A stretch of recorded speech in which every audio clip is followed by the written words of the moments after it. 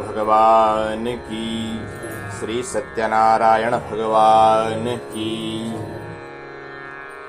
एक समय नैमिषारण्य तीर्थ में शौनकादि 88,000 ऋषियों ने श्री सूत जी से पूछा, हे प्रभु, इस कलयुग में वेद विद्या रहित मनुष्यों को प्रभु की भक्ति किस प्रकार मिलेगी तथा उनका उद्धार कैसे होगा।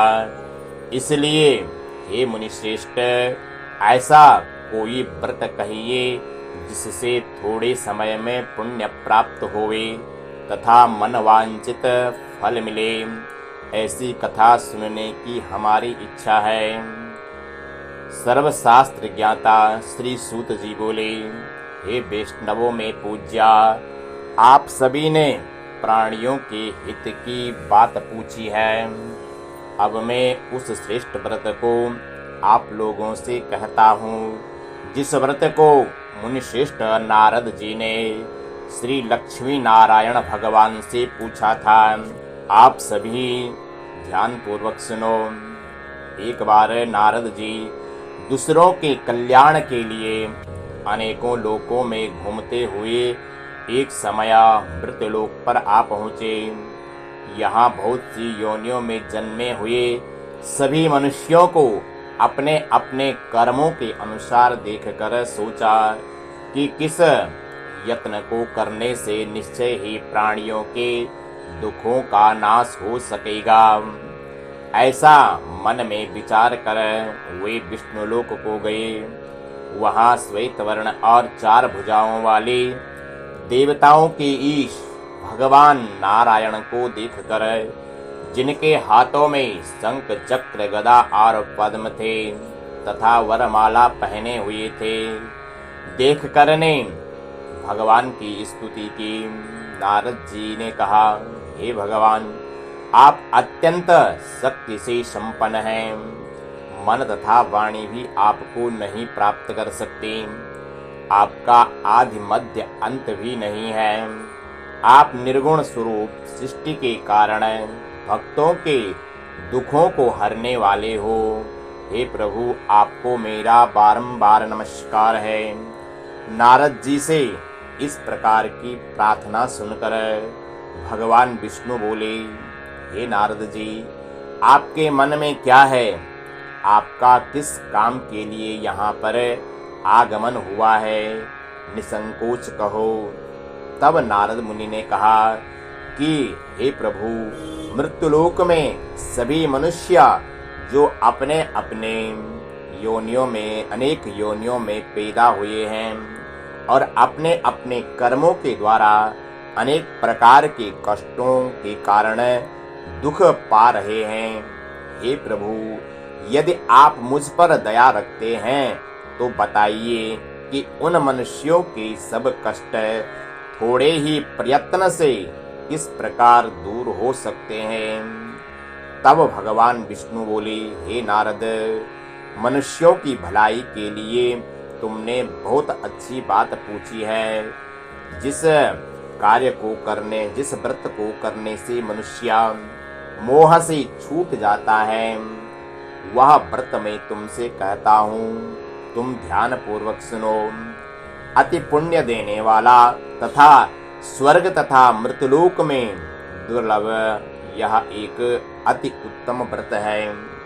आज मैं, हे नारद, तुमसे प्रेम वश होकर तुमसे कह रहा हूँ। श्री सत्यनारायण भगवान का यह व्रत विधि विधान पूर्वक संपन्न करने पर मनुष्य इस धरती पर सभी प्रकार के सुख भोग कर मरने के बाद मोक्ष को प्राप्त करता है। भगवान के ऐसे वचन सुनकर नारद मुनि बोले, हे प्रभु, उस व्रत का क्या विधान है? उस व्रत का क्या फल है और इससे पहले इस व्रत को किस किस ने किया है, वह सभी हमें सुनाइए। कृपा कर हमें विस्तार से बताइए। तब भगवान विष्णु बोले, हे नारद, दुख, शोक एवं सभी प्रकार की व्याधियों को दूर करने वाला यह व्रत सब स्थानों पर विजयी दिलाने वाला है। श्रद्धा और भक्ति के साथ किसी भी दिन मनुष्य शाम के समय श्री सत्यनारायण भगवान की ब्राह्मणों और बंधुओं के साथ धर्म परायण होकर भगवान की भक्ति भाव से पूजा करें। भक्ति भाव से केले का फल, नैवेद्य, घी, शहद, शक्कर अथवा गुड़, दूध और गेहूं का चूर्ण सवैया लेवें। इन सभी को भक्ति भाव से भगवान श्री सत्यनारायण को अर्पण कर देवें। तत्पश्चात बंधु बांधवों सहित ब्राह्मणों को भोजन कराएं। इसके पश्चात स्वयं भोजन करें एवं रात्रि में श्री सत्यनारायण भगवान का कीर्तन, भजन इत्यादि का आयोजन कर श्री सत्यनारायण भगवान का स्मरण करता हुआ समय व्यतीत करें। इस तरह हे नारद, जो मनुष्य भगवान का व्रत करता है उसकी सभी मनोकामनाएं अवश्य पूर्ण होती है। विशेषकर कलिकाल में मृत्युलोक में यही एक ऐसा उपाय है जिससे थोड़े से समय में एवं कम धन में भगवान पुण्य की प्राप्ति हो सकती है। बोलिए सत्यनारायण भगवान की। सूत जी बोले, हे ऋषियों, जिन्होंने प्राचीन काल में इस व्रत को किया था, अब मैं उनका इतिहास कहता हूँ, उनकी कथा कहता हूँ। आप सब ध्यान देकर सुनो। अति सुंदर काशीपुरी नगरी में एक अत्यंत निर्धन ब्राह्मण निवास करता था। वह भूख और प्यास से बेचैन होकर हर समय दुखी रहता था। ब्राह्मणों से प्रेम करने वाले श्री विष्णु भगवान ने उनको दुखी देखकर एक दिन बूढ़े ब्राह्मण का वेश धारण कर उन निर्धन ब्राह्मण के पास जाकर बड़े आदर के साथ उनसे पूछने लगा, हे ब्राह्मण, तुम हर समय दुखी होकर पृथ्वी पर क्यों घूमते हो? हे श्रेष्ठ ब्राह्मण, अपनी सभी व्यथा मुझसे बताओ, मैं सुनना चाहता हूँ। कष्टों से घिरा उस ब्राह्मण ने कहा, हे प्रभु, मैं निर्धन ब्राह्मण हूँ और भिक्षा के लिए पृथ्वी पर फिरता हूँ। हे भगवान, यदि आप इससे मुक्ति पाने का कोई उपाय जानते हो तो कृपा कर मुझे बताइए। तब वृद्ध ब्राह्मण का रूप धारण करने वाले भगवान विष्णु बोले, हे ब्राह्मण, तू श्री सत्यनारायण भगवान का व्रत कर। श्री सत्यनारायण भगवान मनवांछित फल देने वाले हैं, इसलिए तुम उसका विधि पूर्वक पूजन एवं व्रत करो, जिसके करने से मनुष्य सभी प्रकार के दुखों से मुक्त हो जाता है। ब्राह्मण को व्रत का सारा विधान बतलाकर बूढ़े ब्राह्मण का रूप धारण करने वाले सत्यनारायण भगवान वहां से अंतर ध्यान हो गए। तब वृद्ध ब्राह्मण ने जिस व्रत को बताया है मैं उसको अवश्य करूंगा, ऐसा मन में विचार कर वह ब्राह्मण अपने घर को गया। परंतु उस रात उस ब्राह्मण को नींद नहीं आई। अगले दिन वह जल्दी उठा और श्री सत्यनारायण भगवान का व्रत करने का निश्चय कर भिक्षा मांगने के लिए चल दिया। उस दिन उसको भिक्षा में बहुत सा धन मिला, जिससे उसने पूजा का सारा सामान खरीदा और घर आकर अपने बंधु और बांधवों, अपने परिवार के साथ विधि पूर्वक भगवान श्री सत्यनारायण का व्रत एवं पूजन किया। इसके करने से वह ब्राह्मण सब प्रकार के दुखों से छूटकर अनेक प्रकार की संपत्तियों से युक्त हो गया। उस समय से वह ब्राह्मण हर महीने व्रत करने लगा। तब श्री सत्यनारायण भगवान के व्रत को जो विधि विधान के अनुसार श्रद्धा पूर्वक से करेगा, वह सब प्रकार के दुखों से छूट जाएगा। जो मनुष्य श्री सत्यनारायण भगवान के व्रत को करेगा, वह सब कष्टों से छूट जाएगा। इस तरह हे नारद जी, श्री सत्यनारायण भगवान का यह कहा हुआ व्रत मैंने तुमसे कहा। तब ऋषि बोले, हे मुनीश्वर, संसार में इस ब्राह्मण से सुनकर किस किसने पुनः इस व्रत को किया है, हम वह सब सुनना चाहते हैं। सूत जी ने बोला, हे मुनिगण, जिस जिस प्राणी ने, जिस व्यक्ति ने इस व्रत को किया है, अब उनकी कथा कहता हूँ, ध्यान से सुनिए। एक समय वह धनी ब्राह्मण बंधु बांधवों के साथ विधि के अनुसार अपने घर पर भगवान सत्यनारायण का व्रत कर रहा था। उसी समय एक लकड़ी बेचने वाला बूढ़ा व्यक्ति आया। उसने सिर पर रखा लकड़ियों का गड्ढा ब्राह्मण के मकान के बाहर रखा और ब्राह्मण के मकान में गया।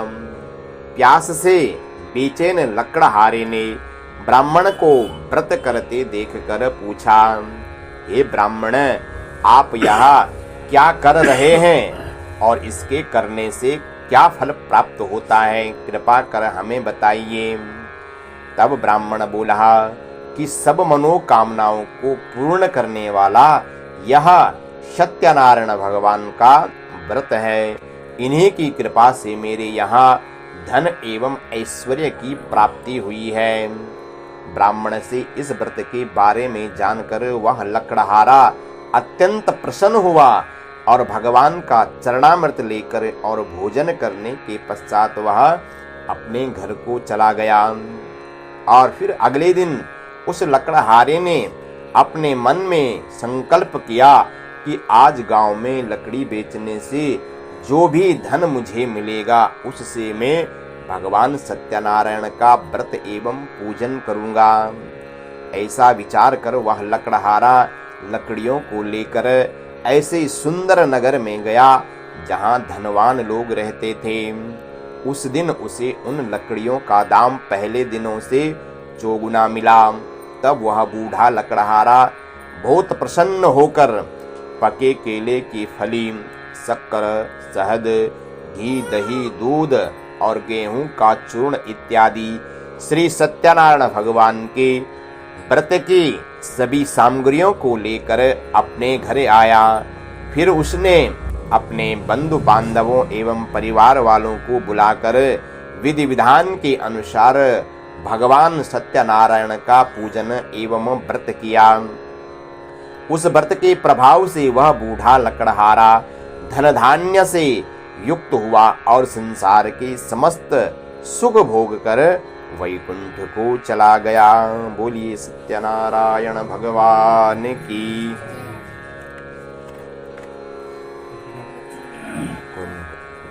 सूत जी बोले, हे श्रेष्ठ मुनियों, अब मैं आगे की कथा कहता हूँ।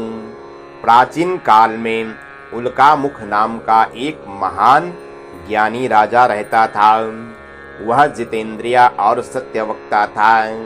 प्रतिदिन देवस्थानों में जाता तथा गरीबों को धन देकर उनके कष्ट दूर किया करता था। उसकी पत्नी कमल के समान सुंदर मुख वाली और सती साध्वी थी। एक दिन भद्रशिला नदी के तट पर वे दोनों विधि विधान सहित श्री सत्यनारायण भगवान का व्रत कर रहे थे। उस समय वहां साधु नामक एक वैश्य आया। उसके पास व्यापार के लिए बहुत सा धन था। वह वैश्य नाव को नदी के किनारे पर ठहरा कर राजा के पास आया और राजा को व्रत करते हुए देखकर उनसे विनय पूर्वक पूछने लगा, हे राजन, यह आप क्या कर रहे हैं? मेरी सुनने की इच्छा है, सो आप मुझे बताइए। राजा बोला, हे वैश्या, मैं अपने बंधु बांधवों के साथ पुत्र की प्राप्ति के लिए श्री सत्यनारायण भगवान का व्रत व पूजन कर रहा हूँ। राजा के वचन सुनकर साधु नामक वैश्य ने आदर से कहा, हे राजन, मुझे भी इसका संपूर्ण विधि विधान बताइए। मैं भी आपके कहे अनुसार इस व्रत को करूँगा और मेरी भी कोई संतान नहीं है और मुझे विश्वास है कि इस उत्तम व्रत से मेरी संतान अवश्य प्राप्त होगी। राजा से व्रत के सब विधान सुन व्यापार से निवृत्त हो वह वैश्य सुखपूर्वक अपने घर पर आया। उसने अपनी पत्नी को संतान देने वाले उस व्रत का शुभ समाचार सुनाया और संकल्प किया कि जब हमारी संतान होगी तब मैं इस व्रत को करूँगा। वैश्य ने यह वचन अपनी पत्नी लीलावती से कहे। एक दिन उसकी पत्नी लीलावती श्री सत्यनारायण भगवान की कृपा से गर्भवती हो गई तथा 10वें महीने में उसने एक अति सुंदर कन्या को जन्म दिया।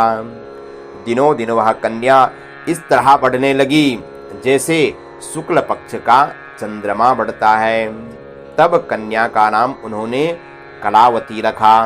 एक दिन लीलावती ने मीठे शब्दों में अपने पति को याद दिलाई कि आपने जो भगवान सत्यनारायण का व्रत करने का संकल्प किया था, अब आप उसे पूरा कीजिए। वैश्य ने कहा, हे प्रिय, मैं कलावती के विवाह पर इस व्रत को करूँगा। इस प्रकार अपनी पत्नी को समझाकर वह व्यापार करने के लिए चला गया। कलावती पितृगृह में वृद्धि को प्राप्त हो गई। लौटने पर जब साधु ने नगर में सखियों के साथ अपनी पुत्री को देखा तो दूत को बुलाकर कहा कि पुत्री के लिए कोई सुयोग्य वर देख करके लाओ। दूत साधु नामक उस वैश्य की आज्ञा पाकर कंचन नगर पहुंचा और देखभाल कर वैश्य की कन्या के लिए एक सुयोग्य वणिक पुत्र को ले आया। उस सुयोग्य लड़के को देखकर साधु ने अपने बंधु बांधवों सहित प्रसन्नचित्त होकर अपनी पुत्री का विवाह उसके साथ कर दिया। किंतु दुर्भाग्य से वह विवाह के समय भी श्री सत्यनारायण भगवान का व्रत करना भूल गया। इस पर श्री भगवान सत्यनारायण क्रोधित हो गए और उन्होंने वैश्य को श्राप दे दिया कि तुम्हें बहुत सारा दुख प्राप्त हो।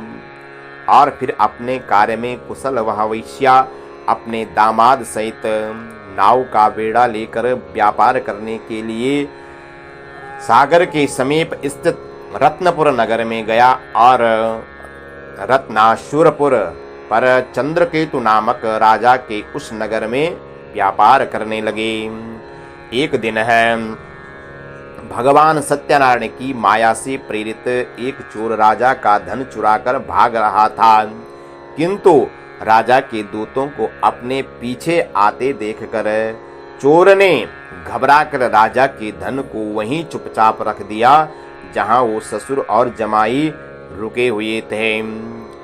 जब दूतों ने उस वैश्य के पास राजा के धन को रखा देखा तो उन्हें चोर समझकर बांध करके राजा के समीप जाकर बोले, हे राजन, यह 2 चोर हम पकड़ करके लाए हैं, देख कर आज्ञा दें। तब राजा ने उन्हें बिना सोच विचार कर उन्हें कठोर कारावास में डाल दिया गया और उनका जितना धन था उनसे छीन लिया गया। सत्यनारायण भगवान के श्राप के कारण उस वैश्य की पत्नी लीलावती व पुत्री कलावती भी घर पर बहुत दुखी हुई। उनका सारा सामान चोर चुरा कर ले गए। मानसिक व शारीरिक पीड़ा तथा भूख प्यास से अति दुखी होकर कलावती एक ब्राह्मण के घर गई। वहाँ उसने ब्राह्मण को श्री सत्यनारायण भगवान का व्रत एवं कथा विधि पूर्वक सुनी। उससे कथा सुनी तथा श्रद्धा पूर्वक प्रसाद ग्रहण कर रात को अपने घर आई। माता ने कलावती से पूछा, हे पुत्री, तू अब तक कहाँ रही व तेरे मन में क्या है? माता के शब्द सुनकर कलावती बोली, हे माता, मैंने एक ब्राह्मण के घर श्री सत्यनारायण भगवान का व्रत होते देखा है और मेरी भी यह इच्छा है कि मैं इस व्रत को करूं। माता ने कन्या के वचन सुनकर श्री सत्यनारायण भगवान के पूजन की तैयारियां प्रारंभ की और उसने बंधु बांधवों सहित श्री सत्यनारायण भगवान का पूजन एवं व्रत किया और भगवान से वर मांगा कि मेरे पति और दामाद शीघ्र घर आ जावें और साथ में प्रार्थना की कि हे प्रभु, हम सबका अपराध क्षमा करो। श्री सत्यनारायण भगवान इस व्रत से संतुष्ट हो गए और उन्होंने राजा चंद्रकेतु को स्वप्न में दर्शन देकर कहा, हे राजन, जिन दोनों को तुमने बंदी बना रखा है वे निर्दोष हैं, उन्हें तुम छोड़ दो, नहीं तो मैं तेरा धन, पुत्र, राज्य आदि सभी नष्ट कर दूंगा। राजा से ऐसे वचन कहकर भगवान अंतर ध्यान हो गई। फिर प्रातः काल राजा चंद्रकेतु ने सभा में अपना स्वप्न सुनाया और फिर दोनों वणिक पुत्रों को कैद से मुक्त कर सभा में बुलाया।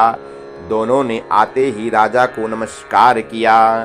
राजा मीठे वचनों से बोला, हे महानुभावों, तुम्हें अज्ञानतावश ऐसा कठिन दुख प्राप्त हुआ है, अब तुम्हें कोई भय नहीं है।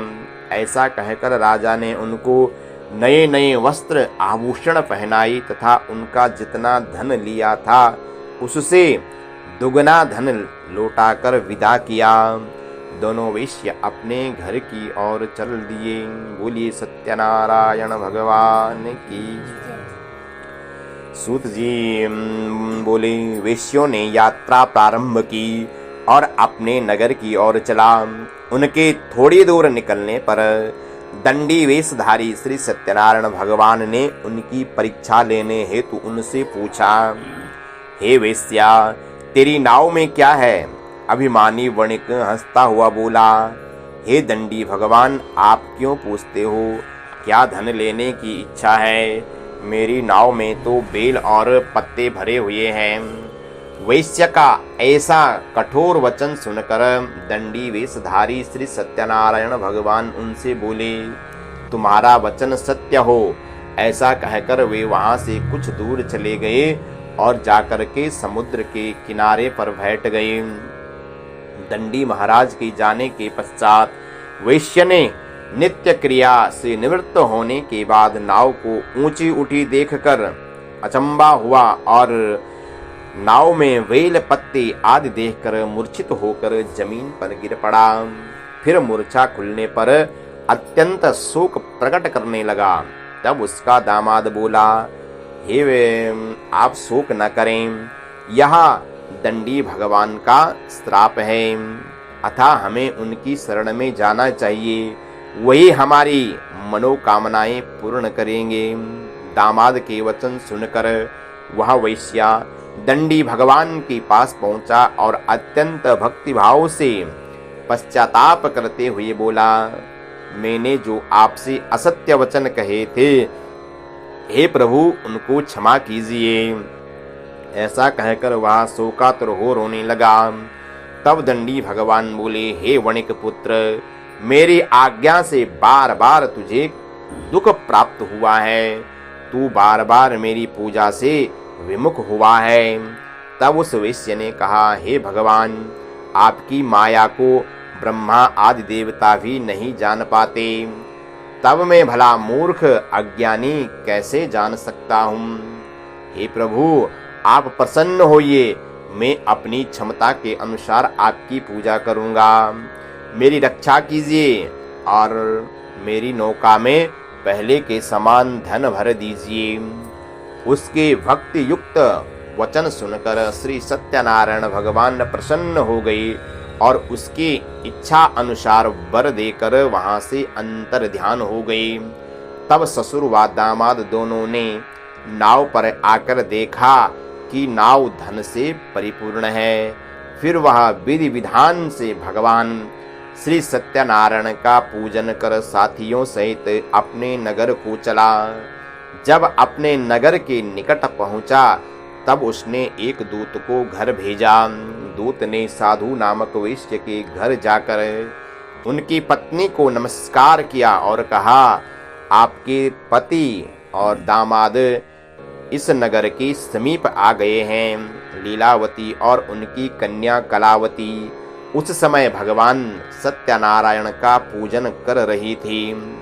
दूत का वचन सुनकर साधु की पत्नी ने बड़े हर्ष के साथ सत्यनारायण भगवान का पूजन पूर्ण किया और अपनी पुत्री से कहा, मैं अपने पति के दर्शन को जाती हूँ, तू पूजन पूर्ण कर शीघ्र आ जाना।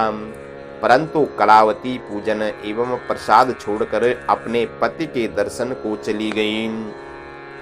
पूजन एवं प्रसाद की अवज्ञा के कारण भगवान सत्यनारायण ने रुष्ट होकर उनके पति को नाव सहित पानी में डुबो दिया। कलावती अपने पति को न देखकर रोती हुई जमीन पर गिर पड़ी। नौका को डूबा हुआ तथा कन्या को रोती हुई देखकर साधु नामक वैश्य द्रवित होकर दुखी होकर बोला, हे प्रभु, मुझसे या मेरे परिवार से अज्ञानतावश जो अपराध हुआ है, हे प्रभु उसे क्षमा कीजिए। उसके ऐसे वचन सुनकर भगवान सत्यदेव प्रसन्न हो गए और आकाशवाणी हुई, हे वेश्या, तेरी पुत्री मेरे प्रसाद को छोड़कर आई है, इसलिए इसका पति अदृश्य हुआ है। यदि वह घर जाकर प्रसाद ग्रहण कर लौटे तो इसे इसका पति अवश्य मिलेगा। ऐसी आकाशवाणी सुनकर कलावती ने घर पहुंचकर प्रसाद ग्रहण किया और फिर आकर अपने पति को पूर्व रूप में पाकर वह अत्यंत प्रसन्न हुई तथा उसने अपने पति के दर्शन किए। तत्पश्चात साधु वैश्य ने वहीं बंधु बांधवों सहित भगवान सत्यदेव का विधि पूर्वक पूजन किया और फिर इस लोक के सभी प्रकार के सुख भोग कर अंत में मोक्ष को प्राप्त किया। बोले सत्यनारायण भगवान की। सूत जी बोले, हे ऋषिगण, मैं एक और कथा कहता हूँ, आप सभी ध्यान पूर्वक सुनो। सदा प्रजा पालन में लीन तुंगध्वज नाम का एक राजा रहता था। उसने भी भगवान सत्यनारायण का प्रसाद त्याग कर बहुत दुख पाया। एक समय राजा वन में वन्य पशुओं को मारकर वड़ के वृक्ष के नीचे आया। उसने ग्वालों को भक्ति भाव से बंधु बांधवों सहित श्री सत्यनारायण जी का पूजन करते देखा, परंतु राजा देखकर भी अभिमान के कारण न तो वहां गया और ना ही सत्यदेव को नमस्कार किया। जब ग्वालों ने भगवान का प्रसाद उसके सामने रखा तो वह प्रसाद को छोड़कर अपनी नगरी को चला गया। नगर में पहुंचकर उसने देखा कि उसका सारा राज्य नष्ट हो चुका है। वह समझ गया कि यह सब भगवान सत्यनारायण ने रुष्ट होकर किया है। तब वह वन में जाकर और ग्वाल बालों के समीप जाकर विधि पूर्वक भगवान सत्यनारायण जी का पूजन एवं प्रसाद ग्रहण किया तो सत्यनारायण की कृपा से सब कुछ पहले जैसा हो गया और फिर दीर्घ काल तक सुख भोग कर मरने पर वह राजा मोक्ष को प्राप्त हुआ। जो मनुष्य इस श्रेष्ठ दुर्लभ व्रत को करेगा, श्री सत्यनारायण भगवान की कृपा से उसे धन धान्य की कोई कमी नहीं होगी। निर्धन धनी और बंदी बंधनों से मुक्त होकर निर्भय हो जाता है। संतानहीनों को संतान की प्राप्ति होती है तथा सब इच्छाएं पूर्ण होकर अंत में वह वैकुंठ धाम को जाता है। हे ऋषियों, अब उनके बारे में जानिए जिन्होंने पहले समय में इस व्रत को किया। अब उनके दूसरे जन्म की कथा सुनिए। वृद्ध सतानंद ब्राह्मण ने ब्राह्मण का जन्म लेकर मोक्ष को पाया। उल्का मुख नाम का राजा दशरथ होकर वैकुंठ को प्राप्त हुआ। साधु नाम के वेश्य ने मोरध्वज बनकर अपने पुत्र को आरे से चीरकर मोक्ष को प्राप्त किया। महाराजा तुंगध्वज ने स्वयंभू होकर भगवान में भक्ति युक्त कर्म कर मोक्ष को प्राप्त किया। बोली श्री सत्यनारायण भगवान की, बोले विष्णु भगवान की जय। चढ़ा